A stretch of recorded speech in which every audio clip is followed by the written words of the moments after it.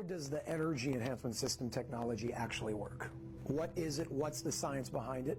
And is there a way to explain that science in a way where every single one of us can understand without being that high-level quantum physicist using big words that the majority of human beings just don't get? The truth of the matter is me and probably most of you watching this, most of you in this room right now, we're all infants in that world because we don't know it. The more I came to learn it, the more I came to understand it, the simpler it became. If we want to explain something for people to understand, we have to explain it so an infant can understand as well in our infantry stages of understanding what this technology is. So before diving into the actual technology itself, there are five main foundations that we have to understand, and I'm going to make them real simple. The first foundation is the most important one. The first foundation has to do with the environment. So I'm going to write number one, environment.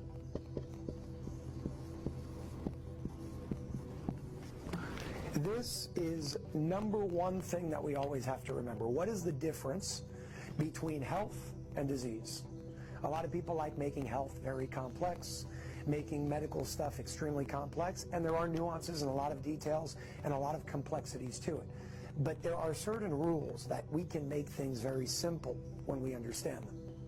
Rule number one, you take on the environment that you're in. That's how it works. If you are in a sick environment, if you are in an incoherent environment with dirty electricity, with radiation, with pollution, with toxins, with pesticides in your food, all of that holds an energy. We call that a bioresonant field. And when you spend enough time in an environment, you sink to that bioresonant field.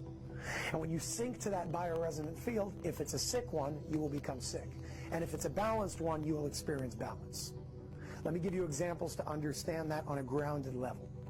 If I were to hug you for long enough, our heartbeats would synchronize because we are syncing to a field together. What happens when women spend enough time together in the same room? Their menstrual cycles synchronize, and we know that one woman doesn't give it to the next. It's not contagious. So there's something else going on here, right? It's laughable at this point because we know that you're not giving it from one woman to another. There is a bioresonant field that those women are syncing to. And that bioresonant field that they're syncing to is then allowing them to synchronize their expressions, in this case, of a menstrual cycle. Sickness and health works the same exact way. So when you experience sickness, what you're doing is tuning into a bioresonant field that's not productive for your health. And when you experience health, what you're doing is tuning into a bioresonant field that's balanced. That's number one. The environment that you're in dictates the level of how you experience the expression of your health. We'll go deeper into that in just a second, but this foundation is what everything is going to keep tying back to. Number two has to do with the law of conservation. The law of conservation is something that all of us learned in about 6th or 7th grade. Whether you remember it or not, it's the base of all science as we know it. And this law basically says that energy cannot be created or destroyed. If energy cannot be created or destroyed, that implies that there's no beginning or end. When there's something with no beginning or end, that's another way of saying infinite. We'll get back to that in just a second as well. The next three foundations have to do with cellular charge, pH, and oxygen levels. These three things are extremely interconnected because they're all expressing the same thing in a different way. And I'll explain what that means in just a second. Let's start with number one, cellular charge. What is health? Health starts within your cells. A high electrical charge within your cells leads you to experience health. A low electrical charge, a deficiency of electricity, and that charge within your cells leads to disease. So the goal is not to ask, how do I stop being sick or how do I become healthy? Through this awareness, it says, how do I charge my cells?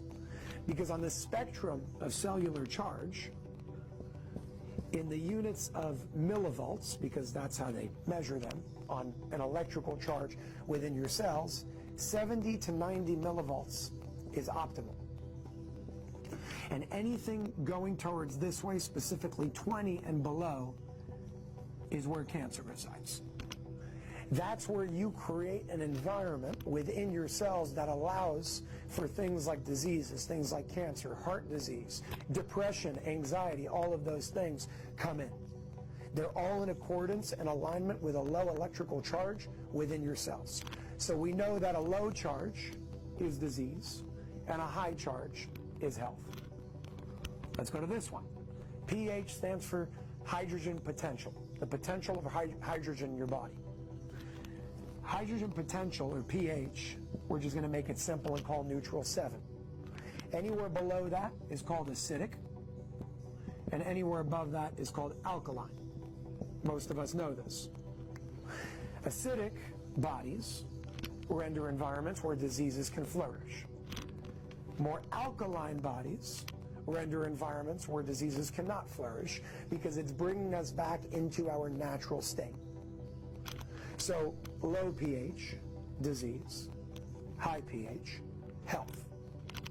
We're going to go to the last part, oxygen levels. There was a doctor named Dr. Otto Warburg in the 18 or 1900s, and he won the Nobel Prize for proving the following. He said, deprive a single cell of 35% of its oxygen for 48 hours, and that cell will turn cancerous. What that means is when you have an oxygen deficient environment, you give an environment for cancer and disease to flourish.